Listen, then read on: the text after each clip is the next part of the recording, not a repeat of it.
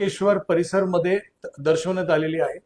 ते कदाचित त्र्यंबकेश्वर तालुका मध्ये राहणार आहे आणि या जो एपिसेंटर आहे ते त्र्यंबकेश्वर, इगतपुरी, नाशिक या 3 तालुक्याच्या क्षेत्रामध्ये राहणार आहे. परंतु मोठ्या प्रमाणात पाऊस पडण्याची शक्यता त्याच्याशिवाय आपले नाशिक तालुका, पेठ तालुका, दिंडोरी तालुका आणि जो पूर्ण आपला पश्चिम पट्टा आहे त्याच्यामध्ये कळवण, त्याच्यासोबत सटाणा, बागलाण या सर्व तालुक्यामध्ये पण पाऊस मोठ्या प्रमाणात पडणार आहे.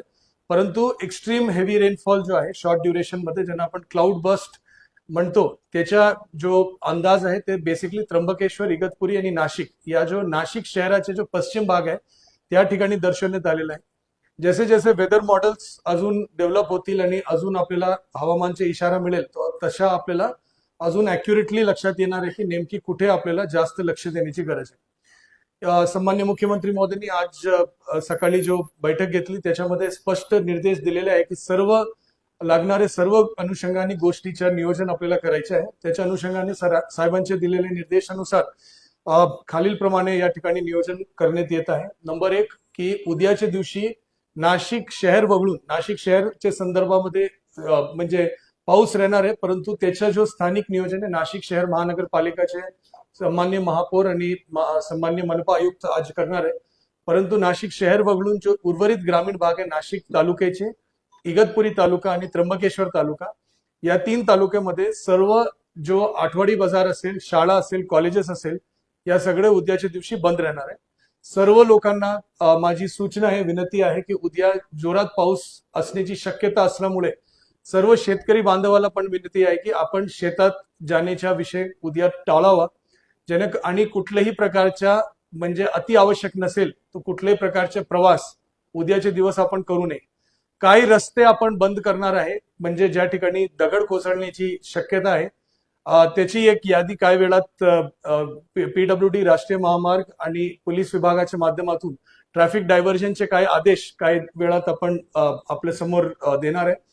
परंतु माझी सर्व नागरिकांना, शेतकऱ्यांना यही विनंती राहील की कारण असताना आपण बाहेर पडू नये.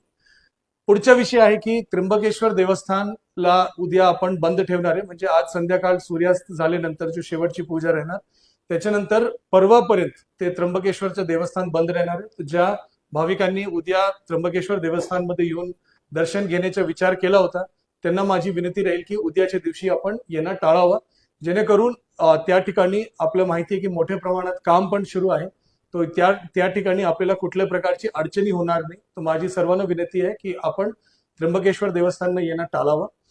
तशाच सप्तशृंगी गडमध्ये त्या परिसरामध्ये क्लाउड बसचा अंदाज नसेल तरी जोरात म्हणजे ऑलमोस्ट 65 mm पेक्षा जास्त पाऊस पडण्याची शक्यता दर्शवण्यात येत आहे आणि त्या ठिकाणी पण गर्दी होऊ नये म्हणून उद्याच्या दिवससाठी सप्तशृंगी देवस्थानला पण आपण बंद ठेवण्याची असं सूचना देत आहोत.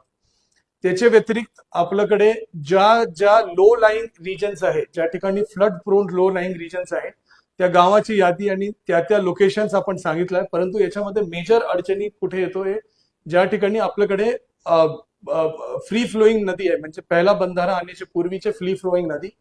जिल्हा परिषद आणि लघु पाटबंधारे विभागाला असं सूचना देण्यात आली आहे की जो फ्री फ्लोईंग नदी आणि छोटे बंधारे आहे, ज्या मोठ्या प्रमाणात पाणीचा प्रेशर आला तर ते फुटण्याची शक्यता असते, त्याचे गेट कृपा करून उघडून ठेवावा असं त्याला सूचना अगोदरच देण्यात आलेला आहे.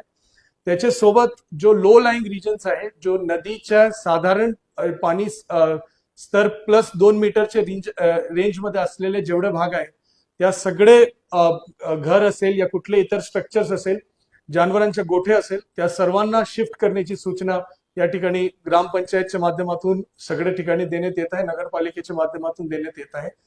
यदि पाणी फ्लोला कुठल्या प्रकारची अडथळा असेल तर त्याला आता आज दुपारी स्वच्छ करून घेण्यासाठी सर्व नगरपालिकेला, ग्रामपंचायतला सूचना देण्यात आलेल्या आहे की पाणी फ्लोला कुठल्याही प्रकारचा बाधा राहू नये आणि पाणीचं डायरेक्शन असा असावा जेणेकरून जास्त पाणी आला तो म्हणजे ते कुठल्या घरामध्ये शिरणार नाही, याच्यासाठी सर्वांना सूचना देण्यात आलेल्या आहे. तसेच जो काही स्ट्रक्चर्स अनस्टेबल असेल, ज्यांच्या खाली सबसर्फेस फ्लो असेल, त्या ठिकाणी पण त्याला सूचना देण्यात आलेल्या आहे. नाशिक जिल्ह्यामध्ये लँडस्लाइड प्रोन विलेज एक भी नाही आहे, परंतु आपल्याकडे ये जो दगड पडतो त्यासारखे काही गाव आणि लोकेशन्स आहे त्याच्यासाठी सूचना देण्यात आल्या आहे. पीडब्ल्यूडी आणि इरिगेशन विभागाला विशेषतः सूचना आहे की जो मायनर स्ट्रक्चर्स आहेत त्याला हे करावा आणि जो फ्लड कंट्रोलचे ज्या काही मेकॅनिझम्स आहेत त्याच्यामध्ये त्यांनी विशेष नियोजन करावा. जो कालवा आहे, जो कॅनल्स आहेत त्याला रिकामी ठेवावा सो दॅट ओव्हरफ्लोचं पाणी त्याच्यामध्ये सोडता येतो, ते ऑटोमॅटिकली तिथून जाणार आहे. हे सगळ्या गोष्टीचं नियोजन या अनुषंगाने करण्यात आलंय.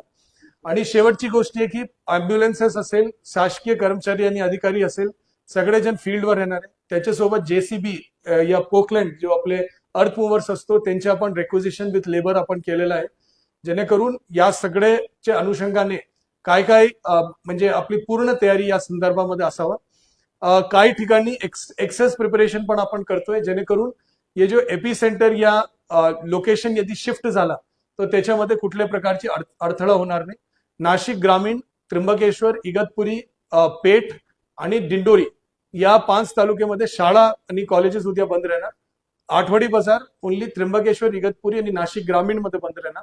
आणि कारण नसताना प्रवास टाळण्याची सर्वांना सूचना परत देण्यात येत आहे. आणि शेतकरीला पण विनंती करण्यात येत आहे की कारण नसताना आपण शेतामध्ये पण जाऊ नये, बिकॉज फ्लड पाणीचा लेवल अगर सडनली वाढला या घटला त्याच्यामध्ये काय प्रमाणात म्हणजे कुठल्या प्रकारचे अपघातात्मक धोका होऊ नये.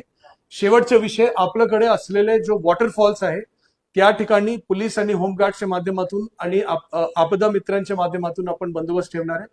आणि त्यासोबत जो आपले जो लो लाईंग ब्रिजेस आहे त्या ठिकाणी पण आपले म्हणजे डायव्हर्जन्स आणि रोड ब्लॉकेजेस राहणार आहे, जेणेकरून तिथे कुठल्या प्रकारची गर्दी होणार नाही.